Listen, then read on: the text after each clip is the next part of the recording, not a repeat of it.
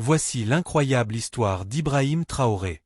Un enfant originaire d'un petit village du Burkina Faso, devenu, à seulement 34 ans, l'un des plus jeunes chefs d'État au monde. Ibrahim Traoré grandit dans une famille modeste, au cœur de la boucle du Mouhoun. Très jeune, il se distingue par sa discipline et sa détermination. Après de brillantes études, il choisit pourtant une voie plus dure, plus risquée, l'armée. Il y apprend la rigueur, le courage et surtout, la responsabilité de protéger les siens. Sur le terrain, dans les régions les plus instables du Sahel, il fait face à la réalité des violences, aux attaques, aux villages abandonnés. Ces hommes le décrivent comme un chef qui ne reste jamais en arrière, toujours au front, toujours avec eux. L'année 2022 marque un tournant. Alors que le pays traverse une crise profonde, 2 coups d'État secouent la nation.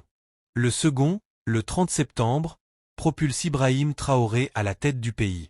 À seulement 34 ans, il devient président, dans un contexte où la population cherche un nouveau souffle, un nouveau courage. Ses discours directs, sans notes, sans prompteur, surprennent le monde. Il parle de souveraineté, de sécurité, de dignité. Son franc-parler séduit une grande partie des jeunes, lassés des promesses non tenues. Mais ses positions fortes créent aussi des tensions internationales. Héros pour certains, trop radical pour d'autres, Ibrahim Traoré ne laisse personne indifférent. Depuis son arrivée au pouvoir, il tente de reconsolider les régions touchées par l'insécurité, tout en affirmant une nouvelle orientation politique pour le pays.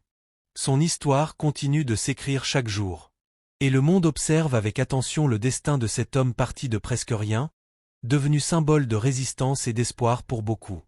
Voici l'incroyable histoire d'Ibrahim Traoré. Et elle est loin d'être terminée.